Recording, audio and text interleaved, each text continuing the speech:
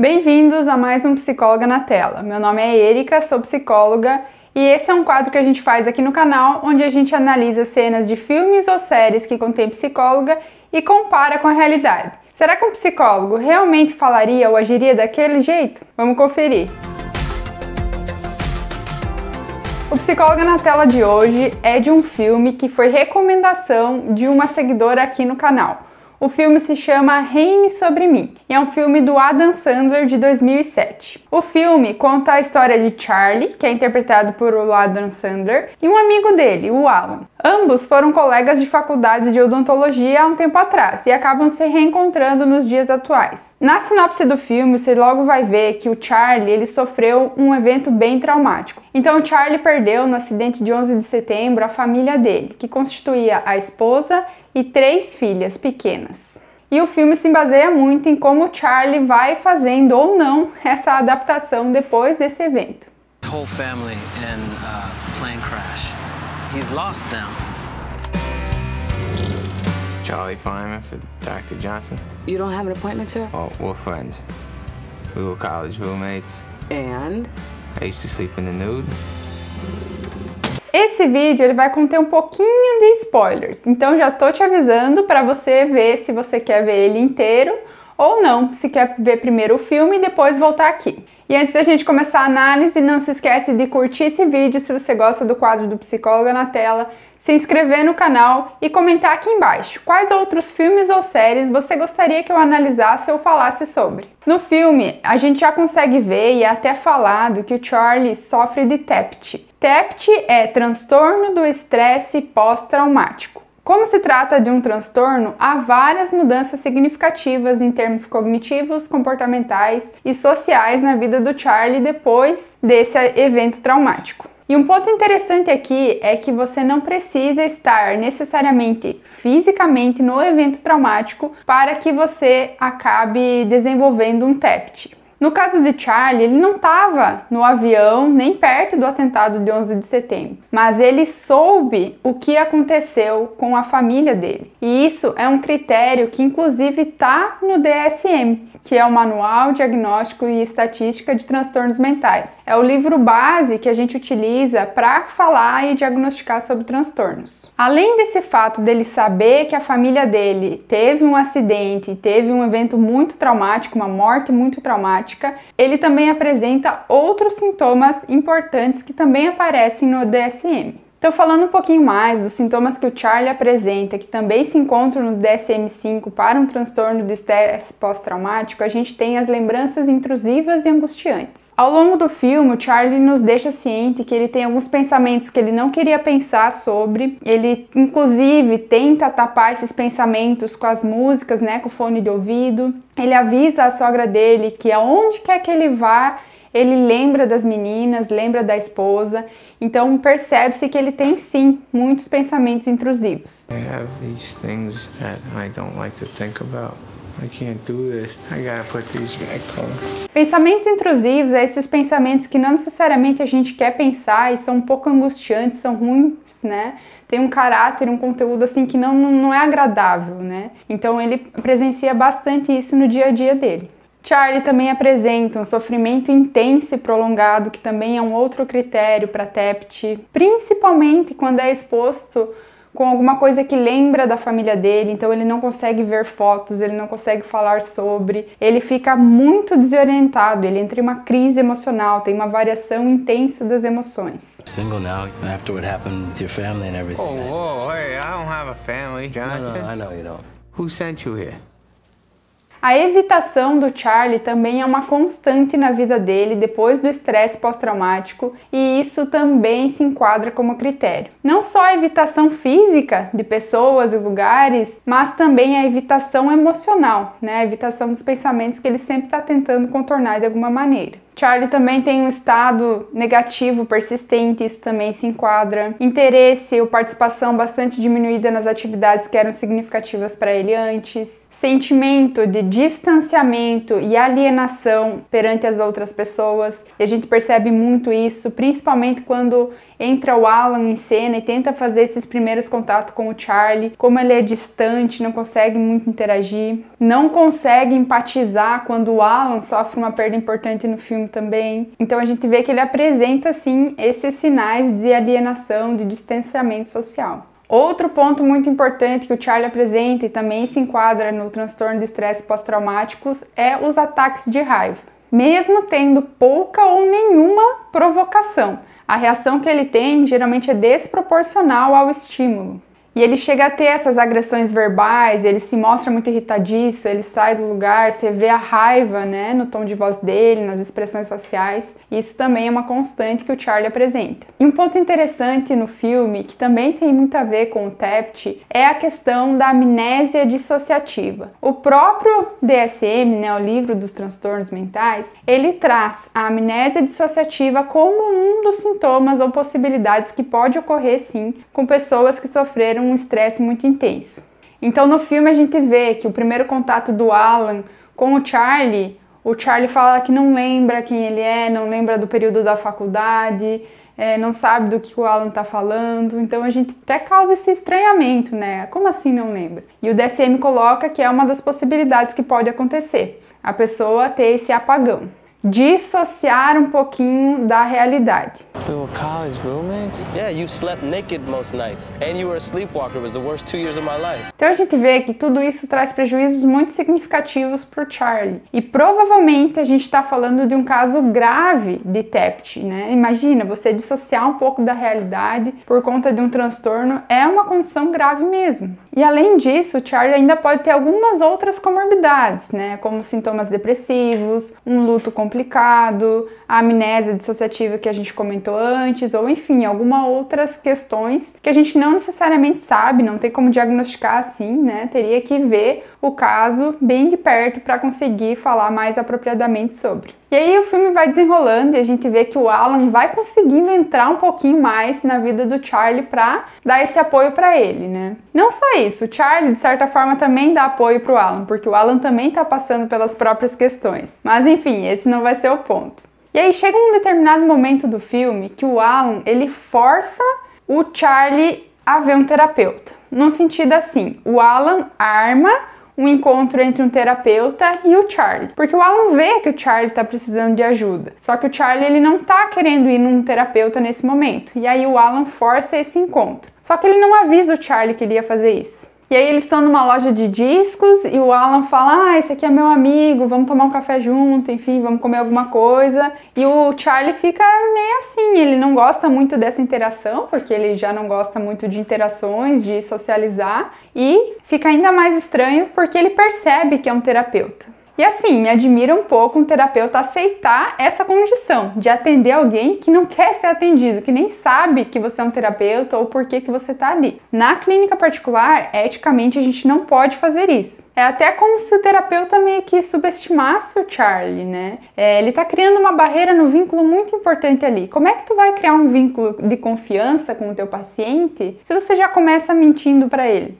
Então fica bem difícil ali. Inclusive o Charlie percebe, né, que ele é um terapeuta, entende o que está acontecendo na situação e fica muito bravo, né, e vai embora. Isso, inclusive, é um ponto, né? O papel do terapeuta aqui, nesse primeiro momento, não deveria ser realidade. E o papel do Alan, acho que se assemelha muito à realidade de muitos de vocês. Muitas vezes a gente percebe que o nosso familiar, o nosso amigo, está precisando de uma ajuda nossa e ele se beneficiaria muito da terapia. E aí a gente quer tentar forçar um pouquinho essa interação. Por mais que a gente queira ajudar o outro, a gente não pode dar esse passo pelo outro. Então nunca tente marcar uma sessão de terapia sem o consentimento da pessoa que você está tentando ajudar. Até os estudos mostram que terapia forçada não é uma terapia que surge tantos efeitos. A pessoa ela tem que querer estar ali, ela tem que querer no próprio processo, no próprio tempo dela. Então se você quer ajudar um amigo seu ou entende que as sessões de terapia iriam ajudar, converse abertamente sobre isso. Se Proponha talvez a conhecer junto com eles terapeutas, a ir junto num lugar que faz atendimentos, mas não marque a sessão por ele, sem ele saber.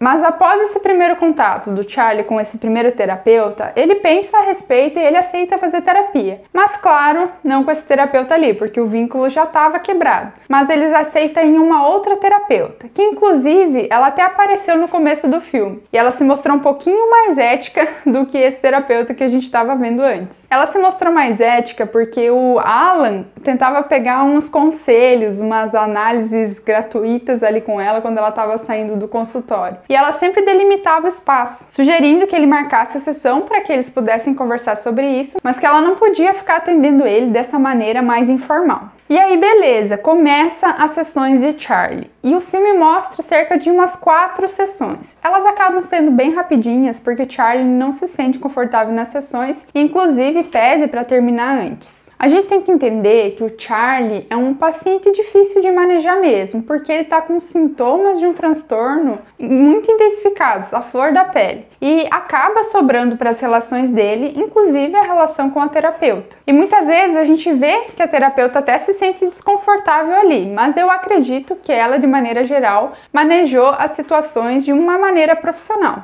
Nesses casos que tem sintomas mais intensos dos transtornos, pode sim ocorrer de o paciente refletir esse transtorno na sessão de terapia. Tanto que a gente vai ver que o Charlie, em alguma sessão, ele fica mais raivoso com a terapeuta, né? Fala mais alto com ela e também faz alguns comentários meio imprudentes socialmente falando. E aí, quando acontece isso, nós como terapeutas temos que ter muito em mente, né? O porquê que ele tá agindo dessa forma, tem que lembrar muito dos transtornos, da dor envolvida. Temos que lembrar dos objetivos da sessão de terapia. E pensar o que seria melhor para o paciente nesse caso. Às vezes é dar limite, às vezes é deixar passar algum comentário, às vezes é chamar um familiar junto no tratamento, às vezes é tomar alguma outra providência. Então a gente sempre vai estar analisando vários fatores e pensar o que o caso, o que aquela situação, aquela circunstância está pedindo. A gente vê que o Charlie, ele é um paciente que tem um limiar muito tênue, né? Ou ele vai conseguir ganhando confiança em você e se abrindo e se sentir levemente confortável para estar ali, ou ele vai se sentir desrespeitado, forçado, vai romper o vínculo e pode não voltar. E a terapeuta sabe desse limiar, sabe que é difícil, que tem que ir aos pouquinhos. Na primeira sessão, o Charlie já demonstra dificuldade em estar ali. Ele se demonstra mais fechado, ele não faz contato visual, tem uma hora que ele coloca o fone de ouvido, ele fica se balançando, ele fala que a terapeuta é muito nova para atender ele, entre várias outras coisas que tu vê visualmente, emocionalmente, que ele não tá confortável. Ainda assim, mesmo não estando muito confortável, ele consegue falar minimamente sobre ele, que ele tem alguns pensamentos que ele não gostaria de ter. Além disso, a gente vê que ele pede para terminar a sessão um pouquinho mais cedo. E ele fala, a sessão já terminou? E a terapeuta coloca, se você quer que ela tenha terminado, então terminou. Porque ela sabe que ela não pode forçar ele, porque senão a tendência é ele não voltar ali para uma próxima sessão. Então, o que provavelmente está passando na cabeça daquela terapeuta nessa primeira sessão ou nas interações com o Charlie? Muito provavelmente ela está focada nesse primeiro momento em criar um vínculo positivo com o paciente. Mostrar para ele que ele pode ser ele mesmo, que ela vai ter paciência com ele, que ela vai respeitar o tempo dele. Os assuntos, né, podem ser falados de maneira devagarinho. Mostrar para ele que ela não tá ali para julgar ele. Então, muito provavelmente, ela sabe que o Charlie tá vivendo um dos momentos mais dolorosos da vida dele. Ela tem em mente que é uma das dores mais profundas, que ele não está conseguindo lidar com isso. Uma dor que desorganizou ele de um jeito muito intenso, que ele não consegue fazer as coisas de maneira funcional como ele fazia antes. Então, provavelmente, ela tem ciência de tudo isso e vai ir bem devagarinho, respeitando o tempo do Charlie. Quando o Charlie faz os comentários de ela ser muito nova, ela tenta voltar ao assunto, tenta se demonstrar ainda assim, querendo ajudar ele. Ela pergunta, como que eu posso te ajudar então, Charlie? Ela vai tentando contornar ali e voltar para o assunto que interessa, que pode sim ser uma postura muito profissional. Um outro caminho também poderia ser ela desmistificar algum tipo de pensamento que tem sobre terapeutas novos não poderem ajudar as pessoas, mas muito de forma empática, que a gente não pode confrontar o paciente por essa sensibilidade que a gente estava falando antes. Então a gente vê que ela é uma terapeuta muito paciente, que tenta respeitar muito o Charlie, né? Quando ele pergunta se pode ir, ela respeita o tempo dele, ela tenta não forçar ele para fazer o máximo que está no controle dela para que o Charlie volte na próxima sessão e eles consigam avançar aos pouquinhos. E aí as sessões vão passando e entra duas cenas importantes que eu comentei um pouquinho lá no começo, né? Que é a questão que o Charlie fica bravo com ela uma parte, não queria voltar nas sessões, grita um pouquinho com ela, né? Levanta o tom de voz. E quando o Charlie faz um comentário inapropriado, ele acaba falando que ele fica pensando nos seios da terapeuta. Em ambos, o comportamento dela acaba sendo muito congruente com a realidade. Ela fica desconfortável em ambos, não tem como, né? Ela é uma pessoa, um ser humano, mas ainda assim ela não contra-ataca o Charlie. Ela tenta não levar para um lado pessoal, ela tenta entender que aquele é o funcionamento do paciente naquele momento e tenta lidar com os sintomas dele de uma melhor maneira possível. Então ela tenta continuar a conversa em ambos os casos. Como eu falei, o comportamento do terapeuta ele vai depender de vários fatores, tanto de como ele está fazendo a leitura do caso, como da personalidade do próprio terapeuta, o quanto que ela se sente desconfortável ou confortável para lidar com situações como essa, quais são os limites dela. E ali a gente vê que se trata de uma terapeuta um pouco mais paciente, às vezes um pouco mais passiva, que quer ajudar muito o Charlie, então isso pode aumentar um pouquinho o limiar dela de situações desconfortáveis que ela está disposta a enfrentar, entre outras coisas, né? Mas claro que nessas situações a gente sempre vai prezar pela nossa segurança como terapeuta. Se a gente se sente seguro, a gente está seguro, aí entre esses outros fatores. Uma outra posição que eu achei muito legal da terapeuta, que vocês vão ver, é mais no finalzinho das sessões dela e do Charlie, que ela tem uma postura um pouquinho mais firme. Ela é paciente, ela vai deixando as sessões acontecerem no tempo do Charlie, não pressiona ele dessa maneira forte, significativa, né? Tenta ir contornando, comendo pelas bordinhas para chegar aos assuntos principais, mas ainda assim ela não obtém tanto sucesso. O Charlie não consegue se abrir na terapia.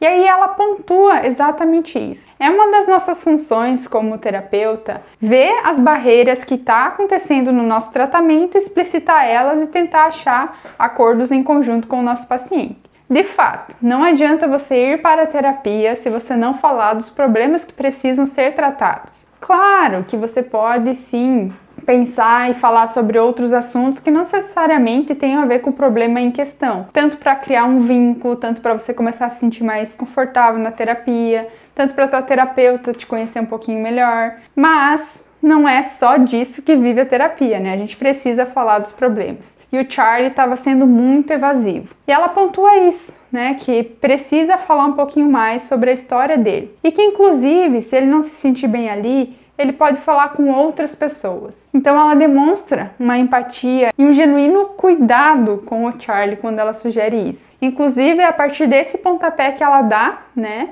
Mesmo sabendo que o Charlie poderia não levar numa boa, e consegue ser um pouquinho mais firme e fazer com que o Charlie conte então a sua história para o Alan posteriormente. Então esse comentário, quando ela foi um pouquinho mais firme, mesmo sabendo que o Charlie poderia não gostar, diz muito do nosso trabalho como profissional, né? Às vezes a gente vai precisar ter algumas ações, arriscar um pouquinho na clínica. No sentido assim, o Charlie poderia ficar bravo com ela e não voltar mais. Mas, ao mesmo tempo, se ela não falasse sobre essa questão importante, eles poderiam continuar um trabalho que não teria tantas evoluções. Depois dessa cena, que ela é um pouquinho mais firme com o Charlie, fala sobre essa barreira nas sessões, enfim, o Charlie consegue falar um pouquinho com o Alan sobre a sua história, não aparece mais as sessões propriamente ditas de terapia com o Charlie e ela.